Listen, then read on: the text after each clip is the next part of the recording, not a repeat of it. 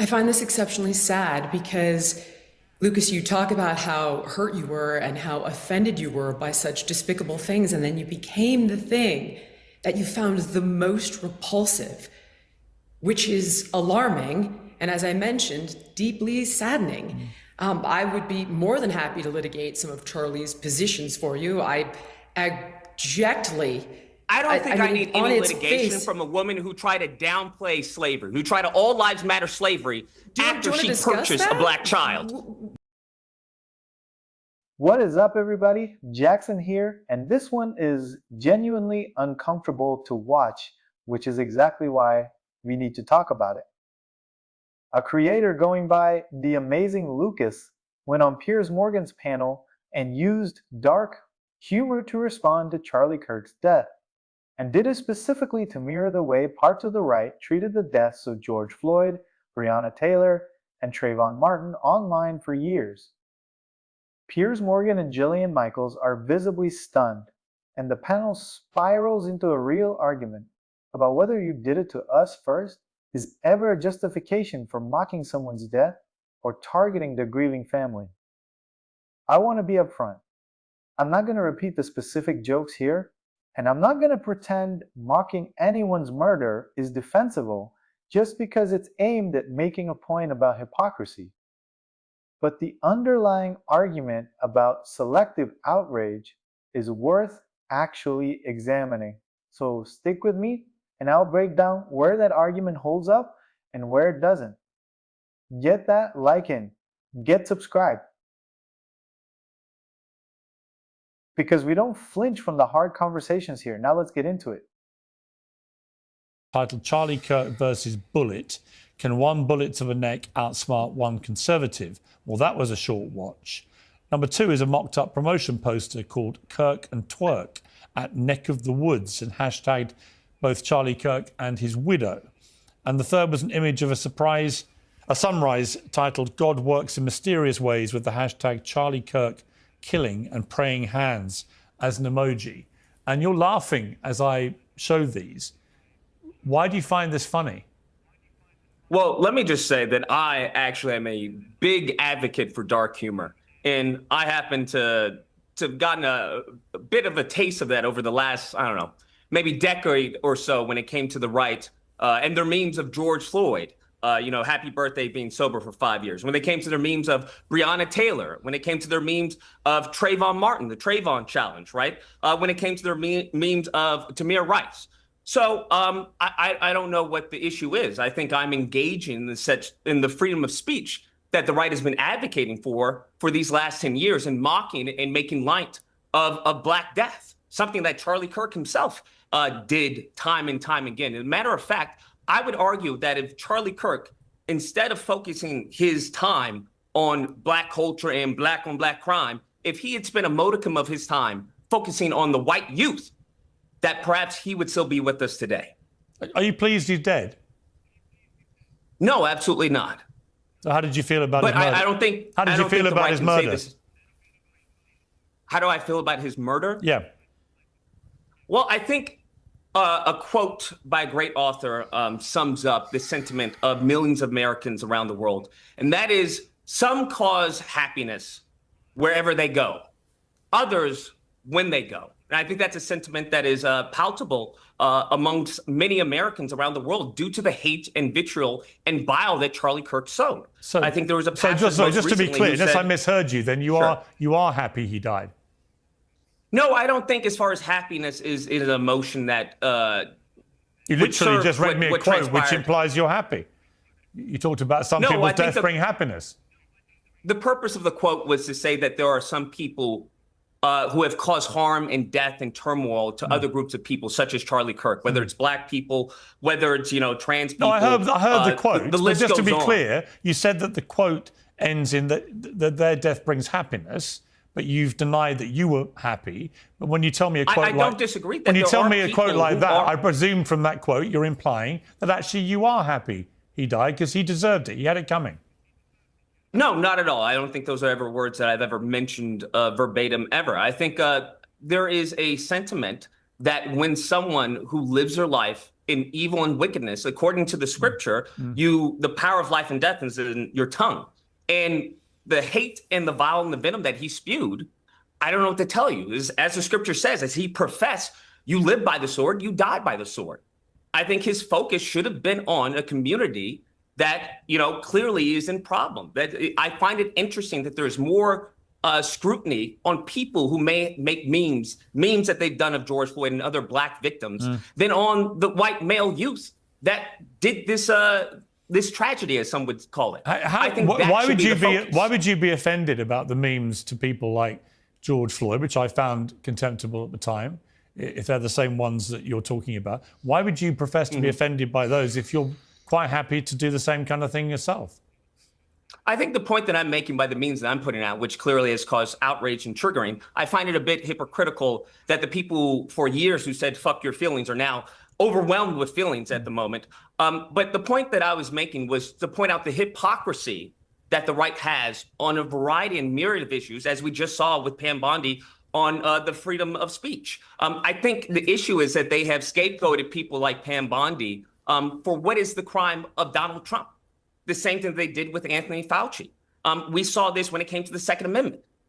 They banned bump stock ban. They had a bump stock ban under Donald Trump while they were fear-mongering about Biden take away your guns. But as we saw, there was no outrage, there was no protest, and we come to find out that it was unconstitutional. So I think this hypocrisy is ubiquitous within the right, and I think my memes expose that hypocrisy. And what about your own personal humanity?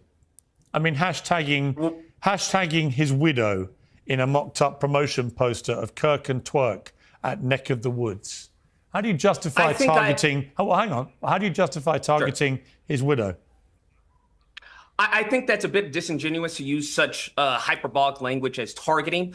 I think it's more of a strategic plan of attack to get the message out to more people. When we saw Erica Kirk, she had a moment to speak for unity within the country, left and right, and she chose to fundraise. She then chose to use the scripture and talk, very nicely of her, past husband. And I understand that. But by that same token, there are people who were absolutely harmed by the rhetoric that Charlie Kirk put out. And that rhetoric actually codified in many cases in many states. So I think it's abhorrent and actually perverse to expect people who are harmed by his rhetoric, harmed by someone who had anti-black, anyone who wasn't white and Christian in his perspective. I think it's perverse to try and criticize those people or try and make them seem as if they're the bad guys when that's but you see, funny enough, I can look at what you've done and I can see somebody who is abhorrent and despicable and actually evil. Actually, the stuff when you target someone's widow as she grieves. Once again, I disagree with the word targeting. I'm talking about me. I'm talking about me personally. My view of what you've done. I don't care about your motivation in terms of other people's inappropriate memes, many of which I may well agree with you about. But that doesn't mean that I then go and do it myself or worse, because that makes me even more inhuman and abhorrent, and by your definition, I disagree. I think there's a point. I know you disagree. I'm just telling you. When it comes to Republicans, when it comes to conservatives, I know. Hang on. They have to see. I've let you have your say. I think I'm a mirror. I've let you have your say. What they have shown. I'll let you have your say. And if they don't like what they see, then they should actually detour I'm from using their your wicked own. I'm using your own justification to tell you what I think of you and what you've done. All right? That's my free speech at work. Let me bring in Jillian Michaels. Agree. I mean, Jillian, look. I saw Brian there nodding to some of what he was hearing there, not all, to be clear, but nodding to some of it about the hypocrisy which Lucas claims he is exposing with this stuff. What is your view of what he's said? I find this exceptionally sad because, Lucas, you talk about how hurt you were and how offended you were by such despicable things, and then you became the thing that you found the most repulsive, which is alarming. And as I mentioned, deeply saddening. I would be more than happy to litigate some of Charlie's positions for you. I abjectly... I don't think I need any litigation from a woman who tried to downplay slavery, who tried to all lives matter slavery after she purchased a black child. That's what I would argue. I don't think you need to as far as litigate anything. Would you like to discuss it? Okay. Because the reality of the situation is that what I gave you, whether you like it or not, is a fact from the 1860 census. And It the point is not literally to is not a fact. downplay It slavery. is actually a bastardization of actual history. You're what you wrong. cited We can was discuss- inaccurate. You can actually look it up. I don't know if you did. I doubt you do your due diligence. You clearly did not, Would you because like to in that discuss study it? that you're citing, in the study that I'm discussing it right now, in the study that you're citing, it takes into account not only the slaves, it takes into account the northern states and the southern states. So to try and implement or to say this all lives matter when it comes to slavery, which is abhorrent and in extreme contradiction to American history, especially in this country as chattel slavery as Black Americans, is abhorrent and perverse, especially you, who is the mother of a Black child, who she purchased. Right. Other people is my adopt. turn to talk? You purchased. Is it? By all means. How did I? Okay, well, I'm not quite sure what you mean by purchase. She's adopted, and it is illegal to purchase a child. Did you pay to get that child? No, I paid the adoption agency. It was fees to do my absolutely free. home study. It was absolutely I paid the adoption agency like you so then there was pay a to process adopt a of payment. child. I believe to an that other American people adopt. Adoption You purchase. agency. Okay, you're wrong, and that's defamation. I'm literally and it's right an as you're absolute saying lie, that you and paid it's- to an adoption You're agency. literally wrong, and it's this I'm kind literally of hateful, correct.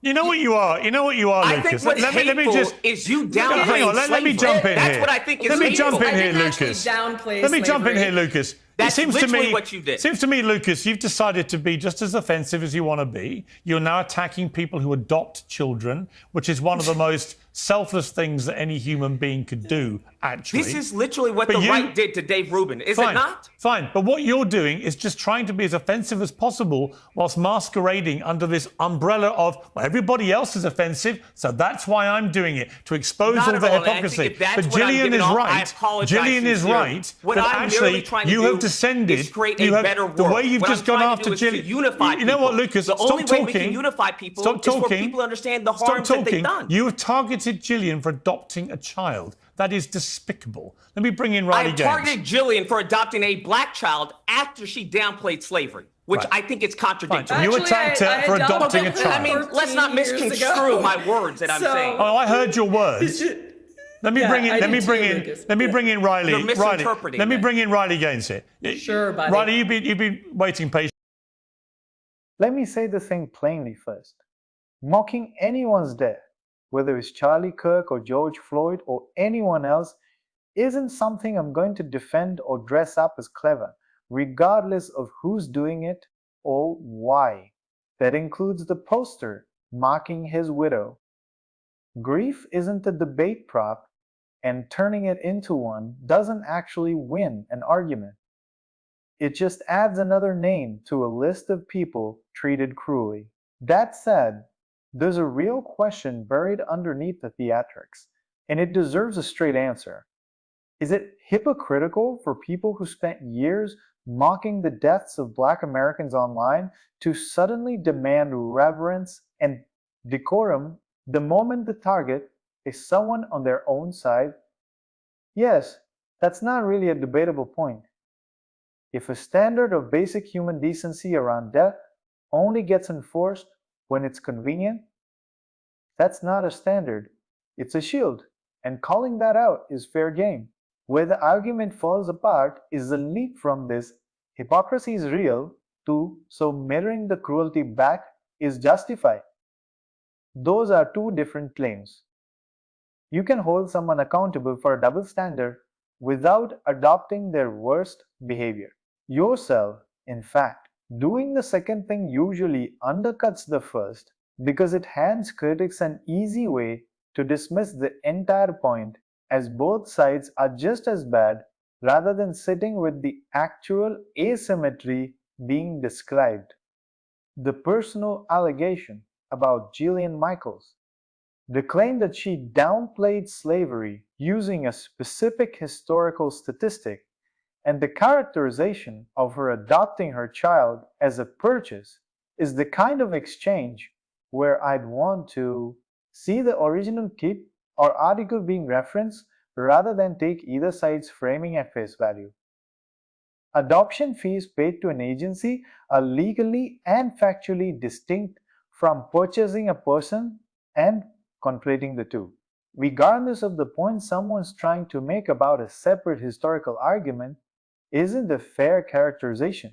On the bigger economic point, tacked onto the end, the claim about a congressional budget office report and a specific deficit figure tied to corporate tax cuts. That's a specific tax-checkable number.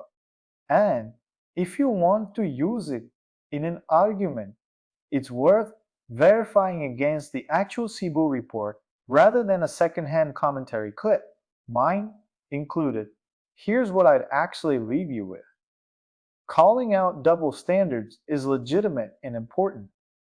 Escalating into the same cruelty you're condemning isn't accountability, it's just a second wrong stacked on the first one. Both things can be true about this clip at once. So tell me, where do you land? Is mirroring cruelty back at people who used it first a fair form of accountability? Or does it just add to the pile? Let me know in the comments. And if you want more breakdowns that don't flinch from the messy stuff, get subscribed, because that's what this channel's for.